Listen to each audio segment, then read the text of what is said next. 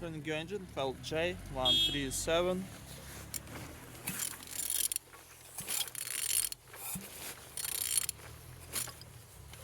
It's running good.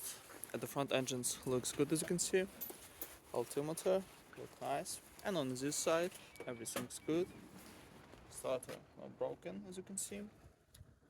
Look as well on the gearbox. Everything nice. Same as well like on this side. All windows without water inside. On the top, all connectors and injectors without any damage.